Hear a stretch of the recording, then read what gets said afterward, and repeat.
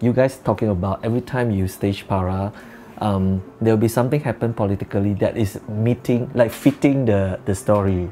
At this time when we do Zoom PARAH, is actually during the parliamentary session, remember? Yeah. 2020年冠病疫情爆发，许多习以为常的事物改变，但是种族主义和仇外情绪却在全球范围内激增。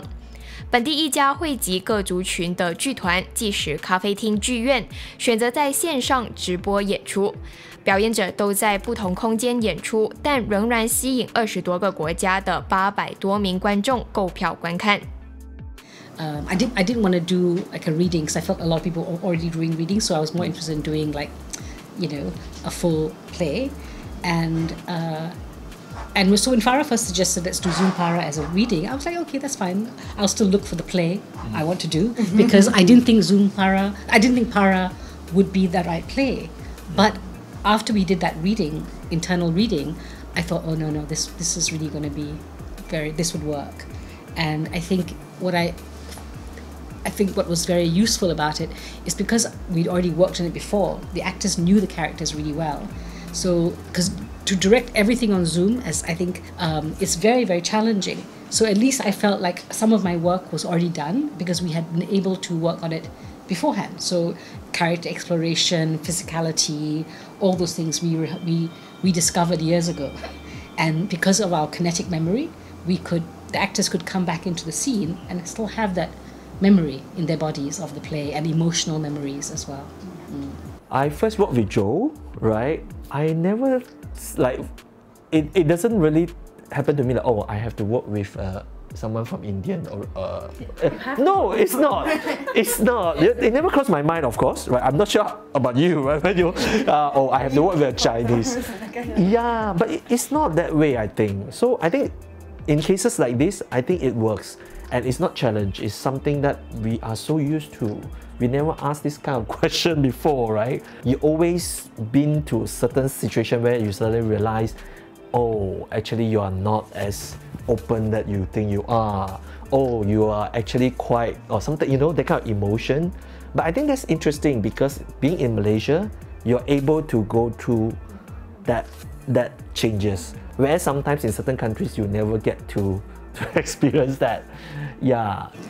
I mean, of course, we do know that there are companies which are like a Chinese theatre company or a Malay theatre company, and everybody there's Malay, and everybody in the Chinese theatre is all Chinese. But I think that's a linguistic thing, right? Because it's and actually I've been thinking recently because there's a lot of other people now going to Chinese schools.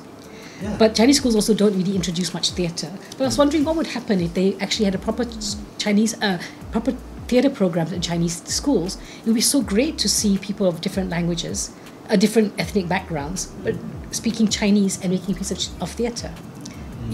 I think that would be really great. 除了分享跨种族剧组间的相处，制作人陈子健也表示 ，PARAH 并无特意以 Zoom 方式直播再次演出。只因剧本2011年面世至今，无论情节、对白或主题，仍与当下的大马社会呼应。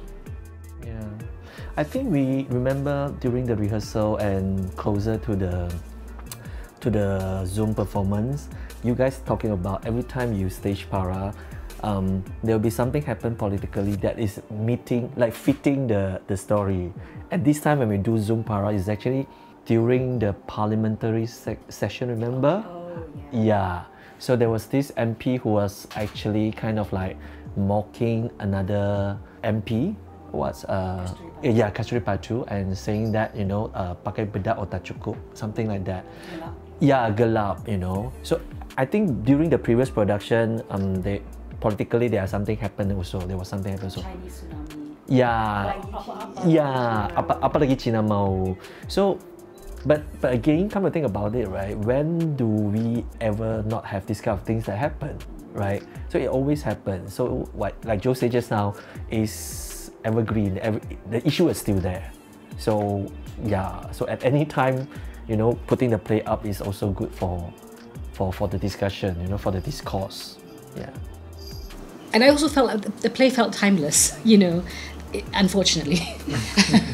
You know, there's still so many issues that face us all the time about identity politics, casual racism, you know, and also people who don't think they're being racist, and also about how friendships allow us to actually be okay with it sometimes, but then sometimes it's not okay, and we have to be kind of understand, well, now it's not okay, I don't like you saying that, you know, because you can't ever get rid of it, I don't think, because but you can make people a bit more mindful about it.